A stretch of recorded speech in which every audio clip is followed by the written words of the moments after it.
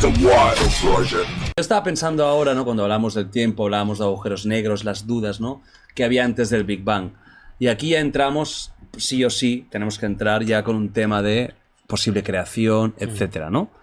Tú me has dicho antes que tú sí, según tu creencia, tú crees en una creación. Sí, aunque yo no me comprometo con que el Big Bang sea el momento de la creación. Puede ser otro. Claro, o sea, en la Edad Media hubo un debate muy interesante entre San Buenaventura y Santo Tomás. Entonces, San Buenaventura argumentaba que el universo tiene que tener un principio, por ciertos argumentos filosóficos del infinito, que eso no tiene sentido y tal, por tanto tiene que tener un principio, ergo lo tiene que haber creado Dios, ¿no?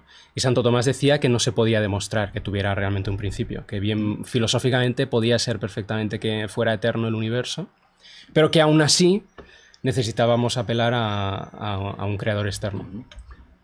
Antes has dicho, te puedo dar argumentos de la existencia de Dios, ¿no? Mucha gente dirá, hombre, pues ¿cómo se...? Coño, la gente quiere ver, ¿no? O que no hay posibilidad de decir, mira, aquí está, vive aquí, en esta casa, esta es su piscinita, que está de puta madre. Claro, esto de... Un asadito, un Me fermín. encantaría, tío. Dios es Leo Messi, no te imaginas. No, vamos allá. Dame, desde la filosofía que aboga por la existencia de un creador, dame los argumentos. A ver, hay muchos, realmente, hay muchos. Es uno de los grandes temas, claro. Hay muchos en toda la historia de la filosofía y hay muchos todavía hoy que se siguen discutiendo. ¿Cuáles son los que a nuevos... ti más... Sí. Si tú tuvieras un debate con el máximo ateo del mundo... Te doy uno, por ejemplo. Vale. Aunque sí que primero me gustaría decir lo que decía antes, tanto. que yo no creo que existan argumentos irrefutables que no se puedan poner en absoluto en duda, que sean demostraciones apodícticas acerca de la existencia de Dios, porque es que tampoco creo que eso exista para prácticamente nada. En filosofía, sobre todo, los filósofos estamos curados en salud, de que somos conscientes de que para todo argumento hay una persona que va a poderlo negar racionalmente, porque alguna de las premisas lo va a poder negar y sin problema, ¿no? Pero aún así, sí que creo que hay como argumentos interesantes que, bueno, pueden hacer razonable pensar que a lo mejor sí que existe Dios, ¿no? Y, a ver, te pongo uno que a mí me gusta mucho, que me parece que es muy intuitivo, que lo desarrolla, por si luego a alguien le interesa, un filósofo que se llama Joshua Rasmussen, en un libro que se titula How Can Reason Lead to God, ¿no? ¿Cómo puede la razón llevar a Dios? Que me gusta el título porque no es en plan la razón lleva a Dios, no, sino ¿cómo? La razón puede. Claro. Puede. ¿Cuál ha sido el camino, llevar, ¿no? Para eso. Entonces él dice, primero vamos a partir de darnos cuenta de que todos los objetos de nuestra experiencia son dependientes, ¿vale? Javier Santolaya es dependiente, Jordi Wild es dependiente, este micro es dependiente, y esto lo que significa es que ninguno de estos objetos existe por sí mismo, sino que su existencia depende de múltiples causas o factores, ¿no? Jordi Wild no estaría aquí si no fuera por sus padres, pero tampoco estarías aquí si no fuera porque existen tus células, existen tus átomos, tus micropartículas, etcétera, ¿no? Entonces él dice, vale, genial, tenemos esta experiencia de que las cosas que nos rodean son dependientes. Ahora dice, imaginémonos que conseguimos meter toda la realidad en este micrófono, ¿vale? Dice, todo está en este micrófono. Y dice, y ahora planteémonos, ¿este micrófono puede ser dependiente? Y la respuesta es que no puede ser dependiente, porque no hay nada fuera, ¿sí? Y para depender uno tiene que depender de alguna otra cosa, ¿vale? Por tanto, el todo, el conjunto de todo, la realidad con mayúsculas no puede ser dependiente, sino que es independiente. Y dice, pero entonces tenemos un problema. Si asumimos que todo lo que existe es dependiente, es imposible obtener una realidad independiente, que sea independiente, ¿vale? Y aquí hay mucha gente que a veces dice, no, pero eso es la falacia de composición, ¿vale? Entonces, lo explico lo que es. La falacia de composición en filosofía es cuando tú razonas de la parte al todo y atribuyes algo que es de la parte, se lo atribuyes al todo y es un movimiento ilegítimo. Por ejemplo, un caso típico. Todos los ladrillos de esta pared pesan 1 kilo, por tanto la pared pesa 1 kilo, ¿sí? Eso es un movimiento ilegítimo, ¿vale? ¿Qué pasa? Que es verdad que hay razonamientos que van de la parte al todo que son ilegítimos de esta manera, pero no todos son así. Porque si todos los ladrillos de la pared son blancos, la pared no puede ser roja si solamente tengo ladrillos blancos, ¿sí? Y lo que él plantea es que el razonamiento que estamos haciendo aquí es más parecido a este segundo caso que al primero. Que si lo único que tienes en la realidad son piezas dependientes, es imposible construir un conjunto que sea independiente, que no dependa en absoluto de nada, ¿vale? Si este micro es dependiente, pues por muchos micros que yo vaya metiendo aquí en la habitación no voy a tener en ningún momento un conjunto de micros independientes, sino que en todo momento va a ser un conjunto dependiente. Entonces dice, ¿cómo resolvemos esto? Bueno, pues una manera de resolverlo es entendiendo que hay algún nivel fundamental de la realidad que sea independiente, es decir, que no todo lo que existe es dependiente, ¿vale? Entonces, ahora, llegados a este punto, hemos llegado a la conclusión de que hay algo en la realidad que es independiente, que es autosuficiente, que existe por sí mismo sin depender de nada más y que todo lo otro que es dependiente, en último término, depende de este fundamento, ¿vale? Le podemos llamar el fundamento. Y ahora nos podemos preguntar cómo tiene que ser este fundamento, cómo tiene que ser su naturaleza para poder realmente ser el fundamento de todas las otras cosas. Y aquí introduce otra idea. La idea es la siguiente, a ver qué os parece. Él dice, todos los límites remiten a una explicación, ¿vale? Este libro tiene... ¿Cuántas páginas tiene tu libro? Unas 400. Por cierto, compren todos el libro de... Este libro tiene 400 páginas. ¿Por qué no tiene 401 o 399? ¿Sí? No, porque no podía escribir más ya. Claro, está cansado. Exacto. Entonces, los límites, ¿no? Como este, parecerían arbitrarios si no remiten a una explicación causal. Es en plan, no, claro, tienen 400 páginas porque los distintos factores que han contribuido a la existencia del libro explican que tenga 400 páginas y no 401, 402 o 399. Vale. Entonces ahora fijaos, tenemos dos ideas. Hemos llegado a que existe un nivel fundamental de la realidad que es independiente, por tanto es incausado, no depende de nada externo.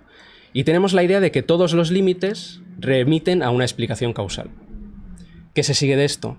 Que el fundamento no puede tener ningún límite, que ha de ser absolutamente ilimitado, ¿vale? Que cualquier cosa que prediquemos de él la vamos a tener que predicar sin límite, absolutamente, ¿vale?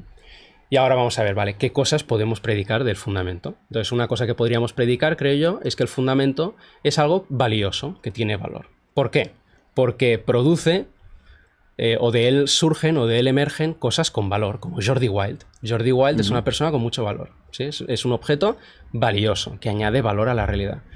Pero ser el fundamento de cosas con valor es tener cierto valor. Por tanto, atribuimos valor al fundamento. Pero hemos visto que no le puedo atribuir 400 de valor, porque entonces tendría que decir que eso es arbitrario y no tiene ninguna explicación causal. Por tanto, tengo que atribuirle valor de manera ilimitada. Es decir, es una entidad absolutamente perfecta, que no tiene ningún tipo de limitación en cuanto al valor, que su valor es supremo, ¿no? Es un fundamento perfecto.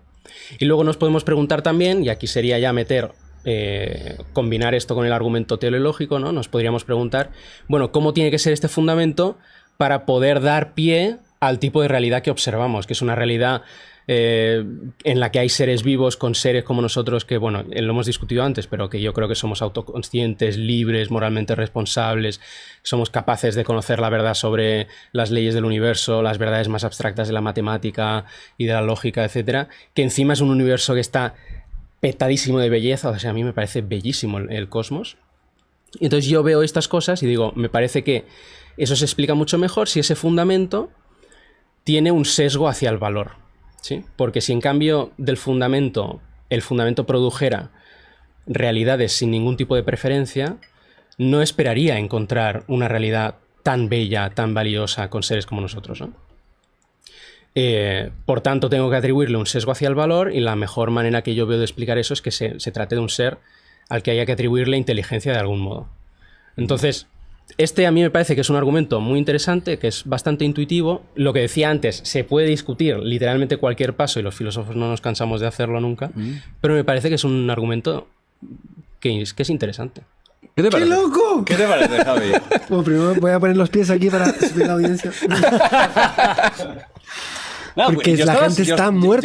Yo estaba pero muerta de placer. O sea, yo estaba escuchando como si fuera un cuento casi. No, yo estaba, te juro que estaba muy metido en esto. Te lo juro. O sea, tengo que reconocer que como lo ha explicado, yo estaba como rollo, ojalá hubiera durado 10 minutos más. Un mono. Bueno, menos mal que... Me he sentido Australopithecus, pero... O sea, pues somos ya, pero no, orangutanes directamente, chimpancés. Sí. Ya. No, Bueno. decir varias cosas. La primera es que chapó por la filosofía. Sí. Porque... La explicación tiene lógica y es maravillosa.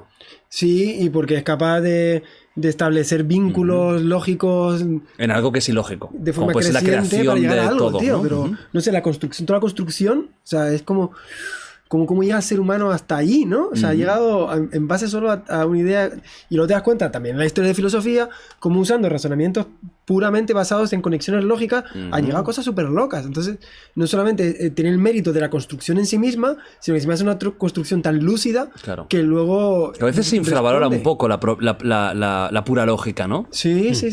De unir conceptos que un poco causa-efecto, ¿no? Que parece que tienen correlación entre ellos, ¿no? Parece que está un poco también infravalorado, ¿no? También tiene en parte culpa el tema científico de que si no pruebas con un experimento no se puede hacer nada. Y sí se pueden hacer muchas cosas sin experimentos. Y esta gente vive sin experimentos, tranquilamente en su despacho, pensando cosas. Hacemos experimentos mentales, pero no reales. En su despacho dices, o sea, un comedor de 1 metro cuadrado con un televisor de esto catódico. Sí, comedor de nombre solo, porque comer tampoco es. No, pero súper interesante. ¿Qué opinas de esto? Impactante. Bueno, ¿qué opino de qué parte? No. Vale, te pregunto, mira, primero, ¿tú crees en Dios? No. Vale. Agnóstico. Yo también soy agnóstico. Yo no descarto, no creo, pero no me atrevo a... No me atrevo a decir lo contrario, porque no me creo suficientemente inteligente. Soy como heterocurioso, pero con Dios. O sea, ¿eres heterocurioso? No, es una analogía. Una analogía, vale, perfecto. Como hilas, ¿eh? Como hilas más. Bueno, basta. No, basta, no puedo más, ya que si no sé. Teníamos un ¿Qué tu podcast? Puedes hacer lo que de quieras. super nivel y ahora mismo está degenerando. Tú y yo esto. estamos aquí bajando. A ver. Dime. Agnóstico, vale, como yo. Cuando escuchas este razonamiento, ¿te remueve algo? ¿O tu parte científica dice, vale, muy bien, está muy bien pensado, lo que tú quieras, pero escúchame, Big Bang, física, partículas, se acabó? Bueno, primero, siendo honesto, lo tengo que escuchar como 4 veces más porque es un razonamiento tan complejo. Sí, tiene partes que son... Que nos la ha podido colar, se ha podido reír de nosotros en nuestra cara y meter par de falacias ahí. Hago vídeo en plan, ¿cómo se la colea? Ya. Ha podido meter 3 o 4 falacias y nosotros... Que sonaba muy bien, pero es un razonamiento complejo. Sí, es muy complejo. Entonces, el primero que tengo que hacer es escucharlo otra vez. Segundo, ya lo decía al principio, que si puedes hacer un razonamiento no significa que sea verídico. Claro. Tú puedes razonar de 1000 formas Evidentemente. y tengan coherencia y consistencia y funcionen bien, pero luego no sean reales. Entonces, bueno, eso está por otro lado. Pero luego, dentro de mi heterocuriosidad, lo que me implica es que una cosa no está en conflicto con luego toda la realidad física, porque yo puedo tener teorías y formas de entender cómo funcionan las partículas, y lo que ha dicho, pues en principio no entra en conflicto con una realidad física, con sus leyes y sus cosas. Es decir, de hecho, lees todos los argumentos en favor de la existencia de Dios y dices, muy bien, pero ninguno entra en conflicto con que yo mañana encienda el acelerador de partículas y colisionen los protones y se hagan muones. O sea, realmente es lo que... Yo creo que la parte bonita de la religión y la ciencia, que cada uno puede convivir dentro de su esfera de realidad y esa convivencia sea tal que la una no invada a la otra. Claro, la gran pregunta por eso es la de siempre, ¿no? Todo tiene lógica, pero ¿cuál es la lógica de este creador? Esta es la gran pregunta, ¿no? Sí. Porque tú dices, todo lo que ha dicho no va contra lo que yo he estudiado o creo. Y viceversa, lo que yo estudio no va en contra de lo que dice. Exacto, pero la parte del propio creador, de Dios, es la que un poco desafía. Desafía porque es la parte claro, y el hecho de que algo no se ha creado y no tenga porque no tiene un inicio entonces, ¿no? No, claro. No tenía un inicio, pero algo podría no tener un inicio y ser creado también. Es lo que decía, por ejemplo, Santo Tomás. ¿No? Que el concepto de ser eterno y ser causado no entran necesariamente en contradicción. Y, por ejemplo, Platón ponía un ejemplo, él decía, supongamos que yo llevo desde toda la eternidad con mi pie en la playa, haciendo una huella. Él decía, la huella es eterna, no tiene un comienzo, pero es causada, es dependiente. La huella no estaría ahí si no fuera por el pie, ¿no? Otro ejemplo que se ponía a veces, el del sol y la luna. Supongamos que el sol y la luna han existido desde siempre, eternamente, ¿no? Ninguno ha tenido ningún comienzo, pero aún así la luz que emite la luna es causada por la que emite el sol, ¿no? Entonces ahí yo no veo una incompatibilidad entre el ser eterno y el ser causado, necesariamente. Menos mal que lo hemos traído. Está súper interesante, ¿eh? Sí. Está súper interesante. Pero al final, ninguno nunca en nuestra vida llegaremos a una conclusión y esta es la realidad. O sea, conclusión, no llegaremos a una certeza. A una certeza 100%. Esa es la realidad, no. Yo no. Bueno, ojalá que sí, pero no Lo que llegaremos. te decía que la parte de la gracia de la vida es esa. Claro. Y en el otro podcast citaba a Lord Byron y ese 2 más 2 igual a 5. O sea, me parece maravilloso que exista el misterio. De hecho, para mí, siempre que me preguntan, para mí es mi sentido de la vida, el misterio. O sea, ¿qué es lo que me motiva a levantarme por la mañana? ¿Qué es lo que me ilusiona de la vida? ¿Qué es lo que hace que disfrute tanto de la vida? El misterio. ¿Por qué me gusta la física? El misterio. ¿Por qué me gusta vivir? El misterio. O sea, el misterio es el motor